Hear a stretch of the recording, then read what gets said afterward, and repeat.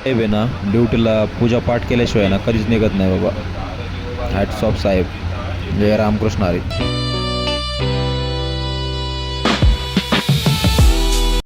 Good morning मित्रांनो, शुभ सकाळ आणि स्वागत तुमचं आपल्या युट्यूबच्या नवीन ब्लॉग मध्ये. तर बघा सकाळ कशी झाली, एकदम नयन रम्य सकाळ कशाला म्हणू शकतो आपण. 8-9 वाजता उठलोय मी आणि थोडा एक्सरसाइज करावं म्हटलं तर बघा ना यार, पाऊस चालू आहे. पण मी नुसती कार देतोय, मी रूम मध्ये पण एक्सरसाइज करू शकतो. पण आता आज आपल्याला इव्हिनिंग ड्युटी आहे आणि आज सगळं रूम साफ करायचा विषय चालला होता. तर मग सगळं कपाट खाली घेतलं, तुम्ही बघू शकता इकडं. हे बघा इकडं कपड्याचा ढीग पडलाय. ही बाजू आपली आहे, त्याला पूर्ण साफ करायचं आता खालीपर्यंत. करूया आता. म्हणलं आज ब्लॉगला पण स्टार्ट नव्हती केली तर करून टाकू म्हणलं. इव्हिनिंग ड्युटी परत 1:30 वाजता जायचंय, त्याच्या आधी सगळं करून घेऊया.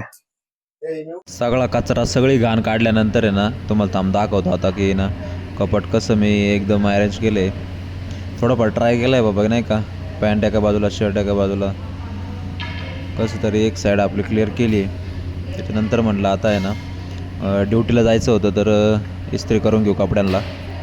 ड्युटीचा ड्रेस तरी इस्त्री करावा लागतो, कारण आज पहिलीच नाईट ऑफ नंतर नाईट ड्युटी होती ना.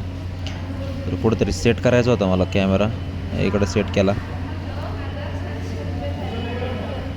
काय भाई ना, म्हणजे इतका पाऊस होतो ना बाहेर, काय कुठं जाता पण येत नाही, काही करता पण येत नाही. अरे 2-3 दिवस झाले कंटिन्युअस पाऊस चालू आहे भाई. म्हणजे काय झालं आहे काय कळत नाही आहे. आणि तुम्ही राजमाची इकडे तिकडला रोड आहे ना, डायरेक्ट आहे ना, अक्षरशः म्हणजे कॉलॅप्स झाला आहे जवळपास. त्यात राजमाची गावचा आहे ना संपर्क तुटलेला आहे लोणावळ्या गावाशी, लोणावळ्या शहराशी. आता प्रशासनाचं आपले सगळे काम चालू आहे, रस्ता वगैरे क्लिअर करून द्यायचा. आता पर्यटकांना इकडं कसे आणतील काय माहिती. जवळपास 25-30 गाड्या अडकलेल्या आहे. हे पाऊस तर पाऊस, हायवेवरून कुठं जाता येत नाही. आणि आहे ना आयडिया एअरटेलचा काय झालं काय माहिती, एअरटेल जिओला कालपासून आहे ना रेंजच नाही. आधीमध्ये रेंज जाते. पोर्ट मारायचा विचार चालू आहे माझा डायरेक्ट आता आयडियामध्ये. यायला म्हणजे काय काय काय करणार काय भाई, रिचार्ज मारायचं आणि रेंज नाही भाई. फोनशिवाय काय होतं का तुम्हाला तर माहिती. चला म्हणलं जाऊ ड्युटीला आता. त्यांना काही नुसते मॅसेज टाकतात नाही का, की येईल नेटवर्क येईल, थोडं तांत्रिक बिघाड आहे. काय तांत्रिक बिघाड. तर चाललो होतो ड्युटीला. हे बाहेर बघू शकता यार, म्हणजे तिकडं घरात रेंज नाही, बाहेर आल्यावर रस्त्यावर खड्ड्यात पाणी. 2 दिवस झाले नाही पावसाने बघा हे. अरे काय खरंच यार, कधी कधी वाटतं नाही का एक आउट ऑफ इंडिया जावं. पण बरं मित्रांनो, जस्ट आता ड्युटीवर आलोय. जेवण वगैरे केलं, वरण भात होतं आज जेवायला आणि बटाट्याचं भरीत, चपाती, लोणचं. बरं वाटतं आता तरी काहीतरी खाल्ले. कारण तुम्हाला काय सांगू, एवढी खतरनाक इव्हिनिंग ड्युटी गेली आहे, लयच खतरनाक. म्हणजे एका पेशंट जवळ आम्ही जवळपास 5 स्टाफ होतो, तरी पण डॉक्टरला 5 डॉक्टर होते, तरी पण ते पेशंटला कमी पडत होते. म्हणजे विचार करा काय झाला असेल. पोस्ट ऑफ पेशंट होतं एक, त्याला अचानक ब्रेथलेसनेस झाला, ट्यूब ब्लॉक होती, व्हेंटिलेटर पेशंट होता. आणि काय झालं माहिती, ओटी मधून पेशंट जस्ट बाहेर काढला आणि अचानक ब्रॅडीमध्ये जायला लागला. आमचा स्टाफ म्हणतोय ब्रॅडीमध्ये चाललाय, नाही ते तिकडे अॅनेस्थेशियोलॉजिस्ट काय म्हणते, नाही वरती शिफ्ट करा पटकेस. मग आम्ही कसं तरी वरती आणला. तोपर्यंत पार 44, 43, 42 असं करत 30 पर्यंत मग सीपीआर सायकल स्टार्ट झालेला आहे. सोबत ॲड्री, सोबत बायकार, त्याच्याबरोबर एबीजी, त्याच्याबरोबर लगेच सर मग म्हटले एक्सरे करा. एक्सरे केला तर त्यात तुम्हाला साध्या भाषेत सांगतो, फुफ्फुसात एअर गेली होती, त्याच्यामुळे पेशंट व्हेंटिलेट नव्हतं होत. तर मग बायोलॅटरल दोन्ही साईडने आयसरी टाकल्या. भाई क्रेझी. किती वाजल्यापासून, फक्त 6 ते 8, 8:30.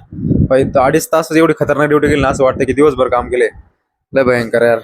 चला असू द्या, काय आता आपलं प्रोफेशन असते म्हणल्यावर काय. पण शेवटी आम्हाला एक लय भारी फिलिंग आली की आम्ही पेशंटला ना रिव्हर्ट आणलं. पेशंट ऑलमोस्ट गेला. पण 4-5 डॉक्टर वगैरे एकत्रित आल्यामुळे टीमवर्क झाला आणि आम्ही नर्सेस तर आहोतच. तर चला, ऍट द एंड चांगला पाहिजे.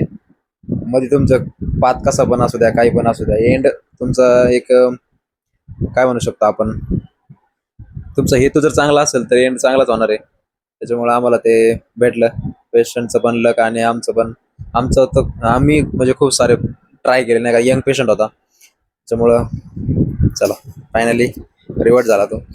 आता रूमवर आलोय, काय करायचं, हात पण दुखायला लागला यार. थांबा थांबा थोडं.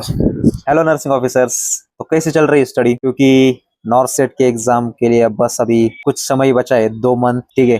तो मुझे आपसे एक सवाल पूछना है. मैं एक प्राइवेट नर्स हूँ, प्राइवेट हॉस्पिटल में जॉब करता हूँ और आईसीयू में जॉब करता हूँ स्पेसिफिक, क्योंकि आपको पता है टाइम ही नहीं मिलता है, क्योंकि इतना बिजी शेड्यूल रहता है ना. बस ड्यूटी करो, रूम पे आके सो जाओ, अगले दिन फिर से ड्यूटी को जाओ. तो कोई बता सकता है कि भाई जो गवर्नमेंट में लग चुका है एज ए नर्सिंग ऑफिसर्स या स्टडी कर रहा है, प्लीज बताओ भाई, क्योंकि मुझे ना टाइम नहीं मिल रहा है रे भाई.